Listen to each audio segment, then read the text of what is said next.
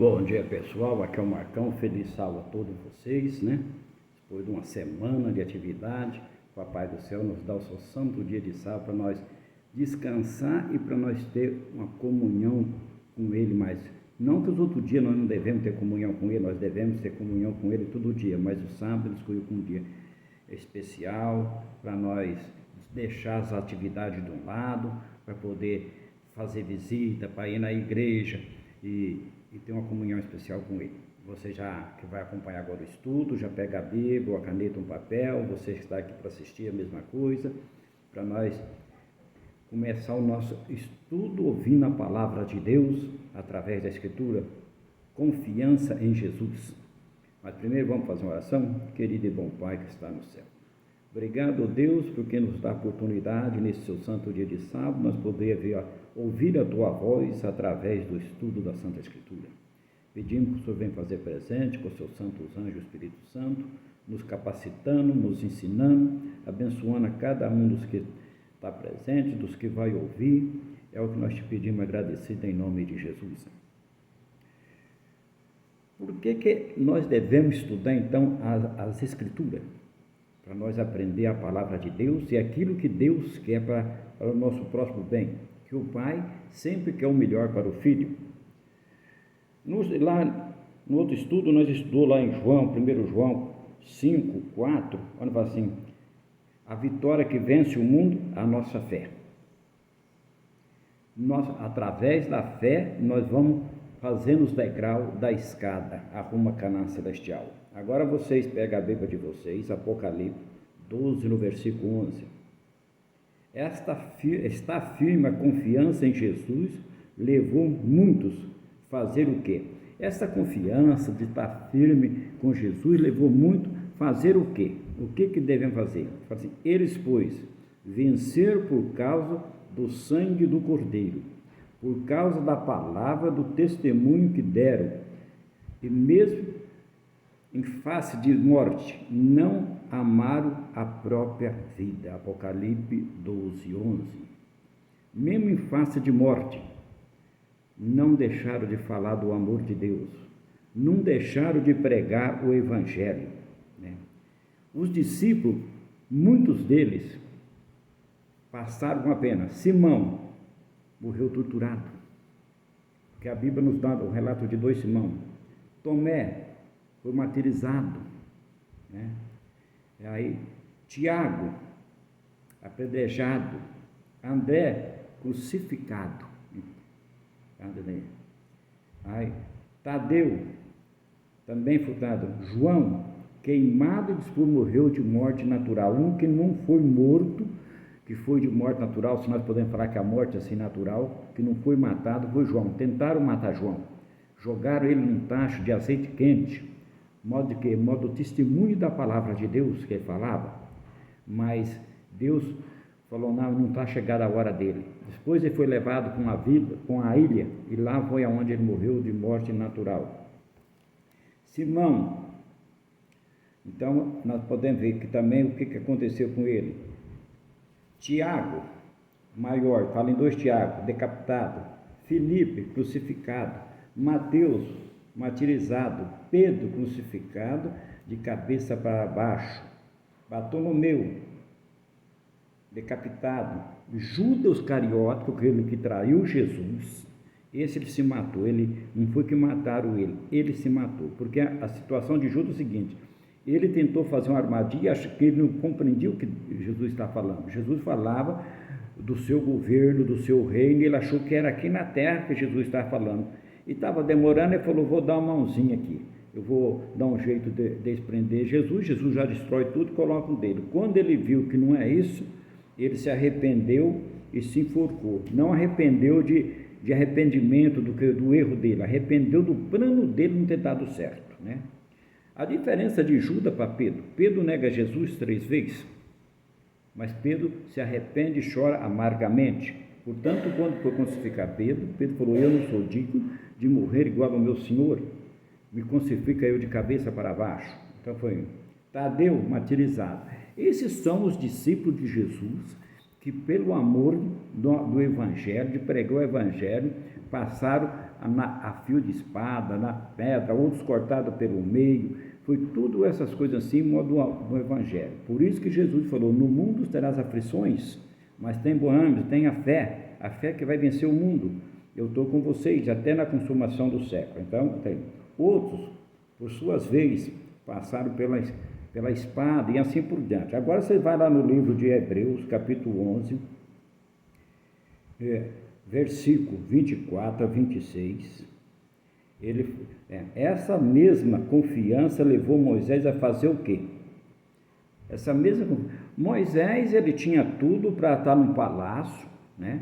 Fica bem rico, fala assim, e pela fé Moisés, quando já homem feito, recusou ser chamado filho da filha de Faraó, preferiu ser maltratado junto com o povo de Deus, e se fruir prazeres transicionários do pecado, porquanto considerou o próprio de Cristo por maior riqueza do que do suor do Egito, porquanto contemplava o galardão. Moisés, a história de Moisés nos dá um relato assim, o povo hebreu estava sendo assim aumentado rapidamente no Egito, depois que José buscou ali os seus irmãos, seu pai ali para o Egito ali, esse povo foi tornando uma numeração muito grande. Quando o faraó que mandou buscar ali os hebreus, tinha falecido, entrou outro faraó que não conhecia a história dos hebreus. E ele vendo esse povo numeroso, abençoado por Deus, tudo que eles faziam prosperava, ele pegou e fez um decreto, que todas mulheres que tivessem um filho, o homem ao nascer, as parteiras matassem. Não era para deixar nenhum homem sobreviver, nenhum menino. Mas todas as meninas podiam deixar, porque o plano dele é o seguinte, as mulheres casam com o povo do Egito, está tudo o quê? Mas os homens tinham que ser mortos, porque eram os meninos robustos, eram os meninos abençoados. E quando a mãe de Moisés dá a luz, a parteira não quis matar, porque era plano de Deus de Moisés sobreviver. Esse menino começa a crescer, faz aquele cestinho de junco e solta no rio Nilo. E a irmãzinha dele vai descendo o rio abaixo, acompanhando esse cestinho, contando um pouco da história, para depois, um dia nós compreender o amor de Deus, para nós compreender e um dia nós estudar essa passagem também. E a filha de Faraó tinha um horário que ela banhava ali no rio junto com a sua serva. Ao ver aquele cestinho ali que olhou, tinha uma criança chorando ali. Então ela pega aquela criança e fala assim, eu vou criar ele para mim. Ela então já não quis nem pensar na ordem de Faraó. Ela falou assim, eu vou criar ele para mim. E agora, como é que uma moça vai dar de mamã para uma criança chorando?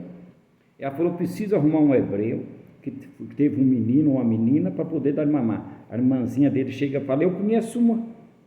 Ela falou, então vai lá e chama. Chamou quem? A própria mãe de Moisés. Aí ela vem e fala assim, cuida dele para mim, dá de mamar, cuida dele para mim. Quando ele estiver no ponto de desmamar, ele vem para o palácio. E ela levou seus filhos para o braço de novo e criou aquele menino.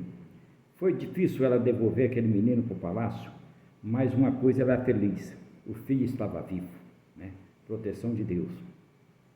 E quando ele já homem formado, lutador, guerreiro, forte, junto com o filho de Faraó, um dia ele vê ali o povo batendo aquele Egito batendo no hebreu, ele foi e matou, enterrou. Dali um pouco ele vê 2 hebreus brigando, e ele vai apartar, o que os hebreus falam para eles? Os irmãos dele, aquele que ele defendeu, fala para ele, você vai fazer a mesma coisa que nós que fez com o Egito? Vai matar e enterrar na areia? Então ali Moisés teve medo que a notícia correu e ele fugiu. Depois de 40 anos Deus preparou ele para vir buscar seu povo. Isso é a proteção de Deus que vem. Então o hebreu nos dá esse relato ali do amor de Deus com seu povo. E quando ele foi mandar Moisés buscar ali o seu povo, o que Moisés viu? Uma sarça pegando fogo, mas não era consumida. E ele chega perto e ali ele fala para Moisés, Moisés, tira a tua sandália, o teu calçado, porque a terra aqui é santa. A presença de Deus no lugar é santo. Uma igreja onde você vai encontrar com Deus é santo. No lugar que você faz o culto na tua casa, estudando a palavra de Deus, é lugar santo, lugar de respeito, tem que ter ali. E aí Deus manda ele ir buscar o povo e fala: sou pesado de língua. Ele tinha esquecido tudo o que ele tinha aprendido ali no Egito. Então Deus mandou Arão ir com ele. Outro dia nós contamos mais dessa história. Eu só contei um pouco para você ver a proteção de Deus, o amor que ele tem pelos seus filhos. Agora lá em Marcos 10, 29 e 30. Marcos 10, 29 e 30. Que é prometido, que é prometido aos que confiam em Jesus. Tem uma promessa para as pessoas que confiam em Jesus. Que promessa então que é feita para esse povo? Que promessa é feita para nós? Que promessa é feita para vocês que estão estudando a palavra de Deus com o intuito de aprender a vontade do Criador? Ele fala assim: ninguém há que tenha deixado a casa, o irmão, ou irmã, ou mãe, ou pai, ou filho, o campo por amor de mim e por amor do Evangelho, que não receba já no presente um galardão, né? Já recebe no presente a proteção de Deus.